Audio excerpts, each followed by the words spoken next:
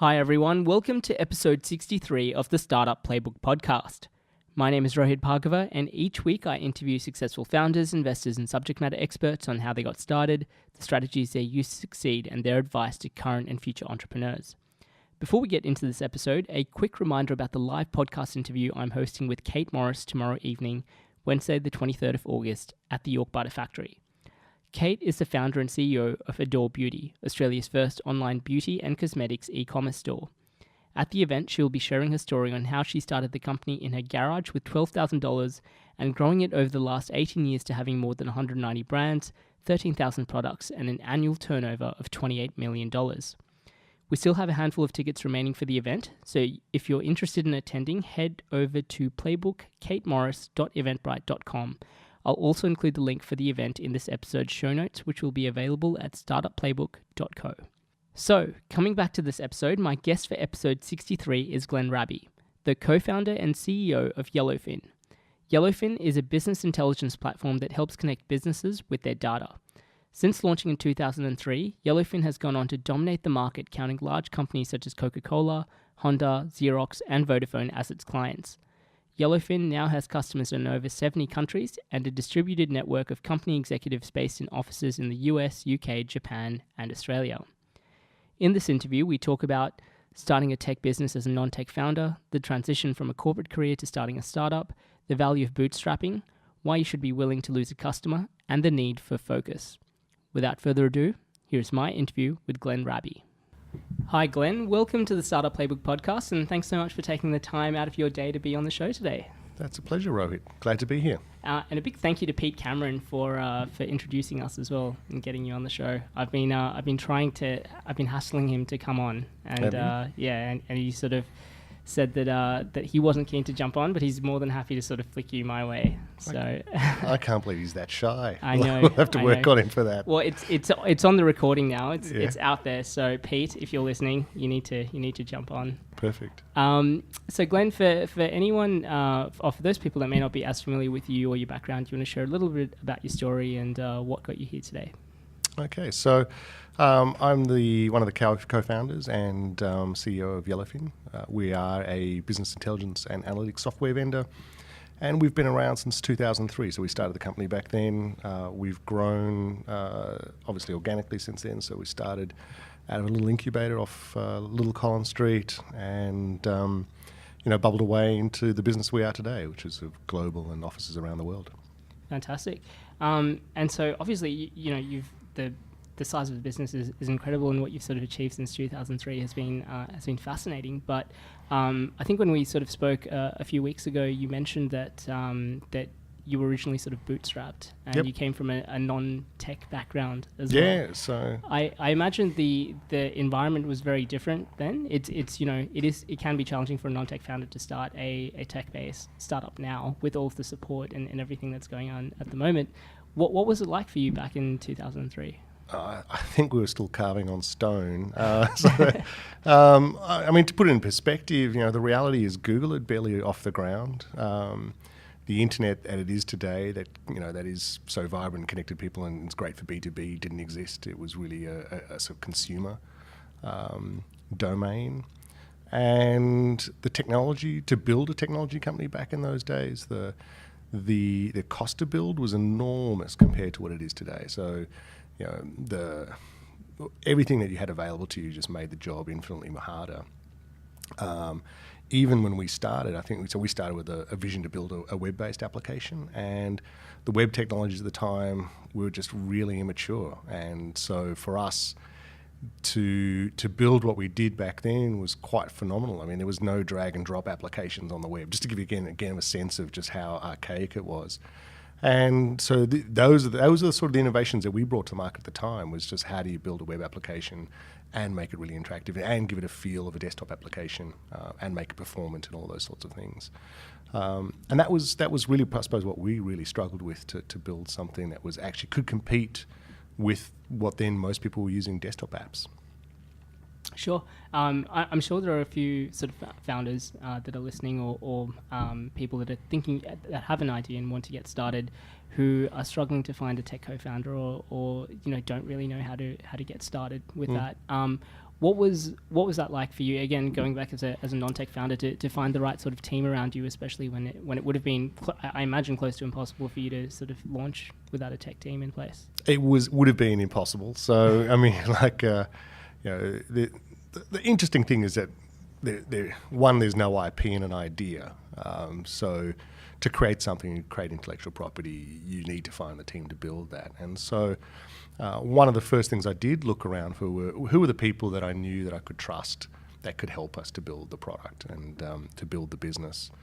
And that was really the first step. And the most interesting thing is, even at that time, so when I was sort of like early 30s at that stage, in identifying people, we still needed people to actually build. You needed developers, and so a really simple choice for us, it was to go and get really young starter career developers. I mean, we weren't really risking a lot per se. Yes, you're putting your savings into this, etc. But you want to get started. You want to get started quickly, and you want to do it for as little as possible. And so that is finding graduates and who are going to help you to do that. But then at the same time, having some people involved in the business who have a sense of what the architecture should look like and to be able to guide those people. And so that was really critical for us to find people like that would help us out. And that's what we did. We sort of had this mix of sort of external support who could guide us, and then the actual doers who would build it. And I'll be honest, probably took us much longer than if we'd gone and spent the money to build a proper team right from scratch. But I think for me, and again as a founder, I think I learned a lot through the process that way. I started to learn a lot about the technology, which I otherwise wouldn't have learned. I think if I'd kind of just, outsourcing the wrong word, but if you just given that whole responsibility to a CTO and said, build the team, don't make it my problem, I'll worry about the rest. And I think, for me, that was a really good experience and a learning experience. Sure. How important do you think it is for non-tech founders to be as involved as possible on the tech side or on the product side? I think as a founder of the business, it behoves you to actually understand every aspect of your business, like at the nuts and bolts level. And that's not to that's not to do it. And so I've never coded. I never pretended I wanted to code. I've made the odd joke about wanting to code, and I think somewhere I did sneak up to a developer's computer and did write a line of code just so I could claim there's one, but they deleted it. But I think that in everything that you do, you need to understand how your business works and how you can optimize it. And so, from my perspective, I really thought about, yes, we're here to grow a business, but what are all the components of that? And not because I want control, but I just want to understand what it takes, and therefore, what are the resources that need to be allocated to those domains, and where are the points in time where you do strain the business? Because when you're growing, at some point and continuously, even today, you get to a point where you strain a component of the business, and you make a choice about how far you want to let that go before you give it more resources. And you can only do that if you really understand it, or you have people that can give you that insight. But again, when you're growing, it's all these moving parts, and you're responsible for all the moving parts. And like any good mechanic, you know what they do. You don't have to build them. Absolutely. I think the point that you just made there is really critical for a lot of founders. It's next to impossible to make the right decision without having some form of information in place. So in terms of hiring and things like that as well, I think if founders don't understand the process of what's involved, it's close to impossible to hire for the right people as well, because you don't know specifically what you're looking for. Oh, spot on. I mean, the number of conversations I've had over the years, again, when people come to me and ask, how do you do it? Or I'm trying to do the same thing, what do I do? And you realise just how much you have to learn to be effective. And the hiring one's a really good one, because if you don't know what you really want, and you don't know the skill set that you're after, and you don't know why you need that skill set, then one, it's going to be almost impossible to hire the right person. You're going to be more lucky than anything else. And funny, I mean, even today we were having a conversation about a particular role that we're thinking about. And we're still batting around the exact kind of person we want, because, and so that doesn't go away. It's because, again, it's something new we haven't done before, and we're really thinking, well, and the comments, I think literally the words I used was, this is like opening up another black box. We kind of have a sense of what we want, but we don't know how far or how deep this thing is, and therefore the exact kind of person. And that, and multiply that by 100 when you're starting a business. So. Yeah. Speaking of having kind of imperfect information, trying to make those decisions, I understand that you came from a corporate background to launch this. What was that sort of process point where you sort of said, you know what, I kind of want to leave and start this? Were we kind of ready to jump? Like what came first? So I think I always wanted to have my own business. So as people, they always say, oh, what did you want to do? You know, when did you decide what your career was going to be? And I think I didn't know what I wanted to do, and it could have been any business probably, but I just wanted to have my own business from a fairly young age. And so that was probably the key driver. And I think when I was working in corporate, it was about, I can't remember how many years in, 4 or 5 years in, all up in that, where I just realised it wasn't for me. Like, it was relatively easy. It's not hard to survive in corporate Australia. It's not hard to do reasonably well. But I just wanted a lot more, and I wasn't getting what I wanted. And it's when I turned 30, I was like, that was for me, it was, the worst birthday of my life. So I took a big, deep, long look and said, woof, I don't really want to be here. And at that point really made a decision that I had to leave and that I would leave. And once I'd made that decision to leave, then it was a case of planning for it and how would we do it, and to go through that. And that was kind of funny. And to be honest, it was difficult to leave. When you're working in a corporate environment and Santa comes every fortnight and puts a big paycheck in your bank account, that's kind of compelling. And to walk into something where you don't really know what you're going to get into, it's a very hard step, and you have to have family that's along for the journey. Your partner has to be there for you. So, I mean, we started essentially with 4 partners in the business, and 2 didn't make it really because they just didn't have the family support to keep going. And I think there's just all these little combinations. This is how do you be successful? And the first thing is to actually have an environment around you that's going to let you take that risk and let you achieve that. And, you need to be, I think you need to be of a certain age, and certainly from my perspective, and have a certain level of experience that allows you to have the confidence to go and do it, and try it out. And we've seen younger guys try and start up businesses, and, older people, and ultimately it's up to everyone where they're at in their life and what they want to do, and the risks they're prepared to take to do it. Absolutely. In terms of my own experience, like I was very fortunate that I had a very supportive boss as well. Like, so speaking of environment, she allowed me to sort of work 3 days a week for a little while, which helped kind of ease that transition a little bit, and until it got to a point where that wasn't sustainable, and the next logical step for me was to leave.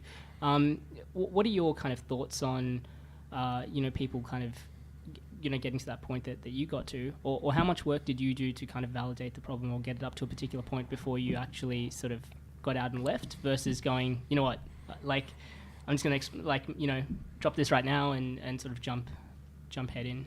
Yeah, I think so. I thought about it for about 6 months. I did a business plan, which was junk. So it was so wrong.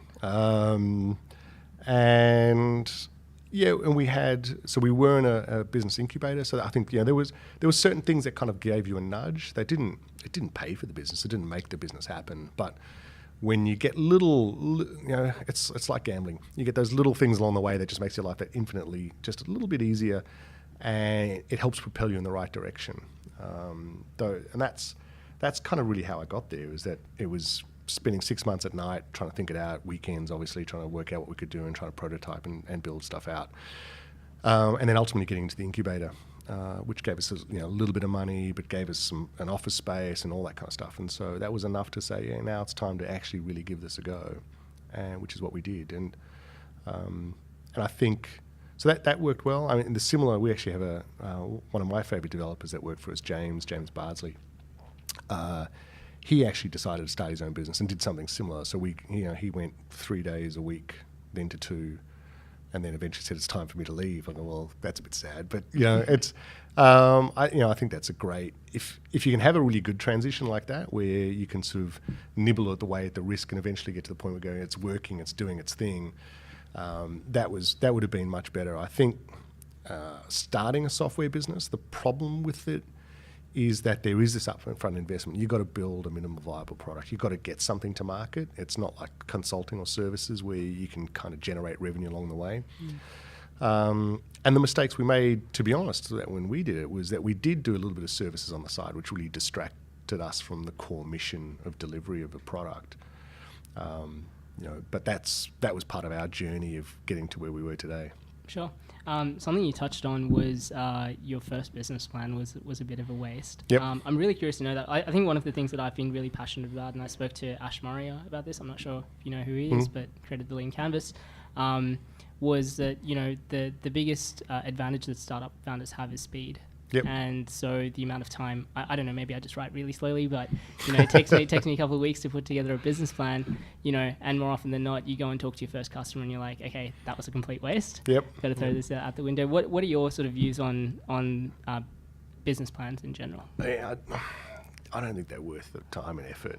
I think it's worth thinking about. So if you're going to build a business, I think that what is worthwhile thinking about is, what am I building? What's going to be the price point and who's going to buy it? You have to do that anyway.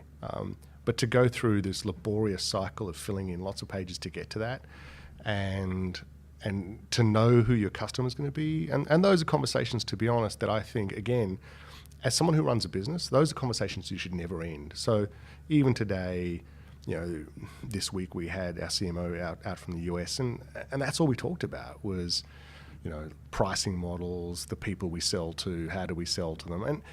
And I think, again, one of the secrets to success, or certainly our success, has been just this agility around it, is that just willingness to change, not to be locked in, and continuously take feedback from the market and to continually question ourselves about that, rather than saying, you know what, we're going to build a business plan now. And I actually do have an obligation to do a business plan once a year, but it's a very ordinary business plan, again, because I just don't think that that's the way the world really operates, And so I think that when you're really running a business and you want to build a machine, you don't want to take time out from that. That's versus if you believe your job is to contemplate those issues continuously, then you're always business planning. You're just not documenting it in one hit. Absolutely. I think it's kind of important not to overlook the importance of planning in general. Like it is important. Just writing, pages and pages, as you said, pages and pages just to get to that endpoint probably isn't the most efficient sort of use. No, and it's, what's the quickest way for you to proof point what you're doing? And that is to have something you can show a customer, or can you sell your idea to people before you've actually got a product? And if people buy into it and people go, that sounds fantastic, that's really awesome, those, to me, are the little proof points that you take to go to that next step. And so if you're thinking about building a business, the simple questions are, how much money do I need to make this viable? And then what are the steps that I do to get there? And just constantly taking proof points, and at some point being willing to fail, to go, all right, that's, it's not working, or I've got it wrong, and being able to pivot and change what you're doing, or to give it up entirely and start again, and not being afraid to do that. So we've touched on this already, but the company was bootstrapped from the very early days. Yep. Can you, obviously, we're now in an environment where funding, the majority of founders that I meet from the very early stages are thinking about, how can I raise funds before they've even, to a degree, sort of put a product together. Yep. What are your sort of viewpoints on kind of what's happening in the ecosystem at the moment, and how valuable was bootstrapping, or would you have kind of changed the way that you guys kind of went about building Yellowfin, if you had that opportunity to? Yeah. One, it probably depends on where you are and your point in life. So in my early 30s, I was kind of happy to sort of go back to eating noodles again. So if you've got a family and you've got a mortgage and all those sorts of things, then the reality is you're selling your idea and you're becoming an employee at some level. Yes, it could be your own business, but it's not. Let's just be honest. If you take rounds of VC, then you are working for VC. And that's not to say it's not viable. I mean, if your goal, depending what your goals are, again, ours was to maintain control, to keep control of our destiny, to build a business to a vision that we saw and we believed in. And I think that if we'd taken rounds much earlier, we wouldn't be around today. We would have been sold off, or we would have run out of money, because we would have built a business that wouldn't have been sustainable for the revenue that we were generating years ago. So for us, it's always been a very conscious choice, and and I would say probably even from relatively early on, it's a continuous conversation again, is do we take funding? What are the pros and cons of that? And so it's never shut down. I think, though, again, what founders don't realise is, one, today it's very, very cheap to build product. You know, that's one of your key advantages. So you can build a prototype product very quickly that you can take to market and show people for very little cost. And I think that burden of proof, I believe, belongs to the founder. If you've got an idea that you think is so awesome, well, then you really need to put your money where your mouth is. Because if you don't believe in it, you don't have this kind of aching passion to make it happen, and you're looking for people to fund your idea, then you kind of become disconnected from the process, is my opinion. And then the way you think about growing your business is different to, it becomes much more of a sort of a funder-driven multiplier model. And you can lose sight of a lot of things of why you started. So for us, when we started the business, one of the reasons I did that was to leave corporate, was to build a particular culture that I wanted to be in and wanted to work in, wanted to turn up every day and wanted to get excited about. I wanted to be passionate about the things I did. And it's a little about the sort of the Shay story around starting Zappos. It's that kind of idea that, well, I want to be in an environment that's fantastic. And so that's really hard to sell to a VC, to say, you know what, I want you to fund this great place that I'm going to go and work every day and have a ball. And the flip side, there is a cost. There's lots of cons to doing it yourself, which is the higher risk. Obviously, it's going to be unlikely you're going to grow at 100% year on year for years on it, because you just don't have the money to drive that. But at the same time, for the fact that we did our own, and it was a struggle, and the first 5 years were incredibly painful. As I said, I was lucky to do it sort of in the time of life that I did, because we could afford it. But the value that you get, or that I certainly get, and the satisfaction that I've got out of having done it and achieved it, is phenomenal. And the feedback you get from everyone that you speak to about our business, who look and have a scratch and sniff, and it's a rarity. And we're the only, in the Gartner Magic Quadrant for our sort of tech space, we're the only self-funded vendor. We're the only Australian vendor as well. And that's what makes us, I think, unique and different. And we can give the customer now an experience that they can't get anywhere else as a result of that. And those are the positives. It comes with a mountain of negatives, as I said, but it was the path we chose. And the more you grow on that path, the less inclined you are to take capital, because you're kind of making it. You can see the light in the tunnel. One of the biggest arguments for funding is, obviously the access to capital and the ability to kind of scale and grow that. And there's often, viewed as, if you're bootstrapping, you're sacrificing growth for control of the company. But, from what I've kind of seen of Yellowfin, you've continued to have really strong high growth over a number of years now. Yep. How has that sort of come about? So I think it's again, and I can only present my views from looking out and into VC-funded companies. So we spend a lot of time looking at our competitors. There's about 70 competitors in our space globally. We track them all. We see what they do, and some of them are public, but the vast majority are funded. And the model we see, and I think this is pretty typical for a VC, especially out of the United States model, is that you get you get your startup, you get your seed funding, gets you building a proof of concept, a minimum viable product. You get to market, you're running out of money because you've kind of built a business that needs money now. So you go and take $10, $20 million in your first round. And in our market, the average is about 150 million is what our competitors have taken. Of that, very few have passed our revenue, and they've been around for about the same amount of time. So we just had one of our competitors burst, just got sold. They started approximately the same time we did. They took 150 million, I think, in funding and sold for 100 million. and we're doing less revenue than we are today. So, for all the marketing, from all the external view of the world, they looked fantastic, but you scratch the surface and they really hadn't built a real business. Because the CEO's business was to go and get money. And every 12 to 18 months, he was getting money. And that became his business. Because when you take funding, it comes at a cost, and that cost is that you have to spend it. The VC is not going to sit there and go, take your time, don't worry about it. The VC is going to go, you told me you had a plan to double your revenue this year. What are you going to do to double it? And you say, oh, great, I'll go and spend $1 million on Google AdWords a week, and I'll get us there. Well, it won't. You won't build a business by doing that. And so when you take funding, you shift the priorities of your business to meet those of the VC, which is to market what you've got as quickly as possible.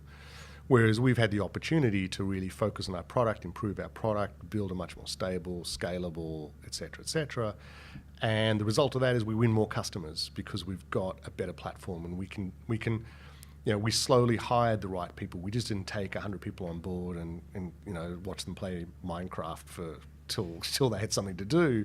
So we've always, in that sense, we've hired when we need people, when it becomes, when you're stressing, versus hiring well and truly in front of the curve. And so, and I don't, as I said, maybe we're different, but I don't see the outcome being significantly different. I think that's one of the key questions. And you look at the success rates of VCs in the United States, and again, you look at the literature that's around it, and there's not a lot of them making a ton of money, which says, from a founder's perspective, the good thing is you got a salary and you get paid. But it doesn't necessarily guarantee the success of your business. So I think one of the things that I've really picked up from speaking to a lot of successful founders on the podcast is, as things are working, as you continue to scale and grow a business, there are a lot more opportunities that sort of present yourself and a lot of different paths that you can take. One of the things that kind of strikes me about what you've done with Yellowfin is the incredible focus that you've had over all of those years. What's kept you on that path, or what's kind of helped you make those decisions when you've had sort of multiple options in front of you? It's a really good question. I actually think that is the key to being really successful. I think when we did start, we were a little bit unfocused. We did some consulting work. We did a little bit of services work along the way that kind of really got in the way of us actually building the business. And it gave us a little bit of money, but I suspect it probably put us back 2 years. So if that's probably where the time was wasted early on. And I think, again, it's that kind of maturity that you have, and that's where having a bit of experience helps, is to look at the opportunities that present it to you and say, is that something we really want to do? Is that something that's going to get us? Are we going to end up in a situation where we end up working in a direction that we can't get out of? And again, when I look at our competitors, there's been a number of those that you can see have ended up really vertically specialized. And so because they end up going, well, my first customer is in insurance, I'm going to build an insurance solution. And they've actually just cut themselves off from 90% of the market. And it's really easy to do. And I think that's a really big challenge. And the other part of that is, again, as you grow, and because you don't have the perfect product, you never do, your big customers start to put a lot of pressure on you in terms of what they want from it, and often that's not the best thing for you or the company. And I think you have to be really strong there, and again, is just to push back and say, it really doesn't matter how much you pay us. And I use this term a lot internally, is that we will never make coffee for you. It's got, it has to fit within our product strategy, it has to be in our business strategy, and if it is, then we will help you to get there. But if it's not, and if you're really impeding us, then chances are we're going to part ways as a result of that. And I think being willing to lose a customer for that is actually, again, as a mindset that's really important, is to say, there are times you will grow out of your customers, that because they'll want something different from you. And if you believe in your strategy and you believe in what you're building, then you're best to accept the fact that you're going to lose a bit of revenue because the customer wants you to go a different direction. Sure. And I imagine that's a lot easier to do when you've been bootstrapped and you don't have to sort of report to external. Yeah, I don't know. To be honest, I wouldn't know about that. I think it's, for me, the VC piece is probably far more about the marketing spend. It's about how quickly they ask you to spend your money. versus whether you keep your customers. That's just my guess, and because I haven't been down that path, I haven't seen it. So, but yeah, Sure. Again, I recently interviewed Holly Liu, who ran a mobile gaming studio which sold for $1 billion, and obviously, the end outcome is a huge amount of success. But what she kind of mentioned during the interview was there were a couple of moments, specifically around the GFC and where Facebook launched, for example, where their business came really close to shutting down. And obviously, again, from the outside looking in, Yellowfin is a huge success, and you've got, if I'm correct, customers in over 70 countries, and you've got offices around the world. Were there any sort of pivotal moments like that for you? There was one. So again, pretty early stages, probably about 2 years in, and again, I think we came to that point of just deciding that we would draw a line in the sand in terms of how much we would personally invest into the business. And we essentially picked a customer. We said if we don't win that deal, which was a sizable deal, then we would shut the business down.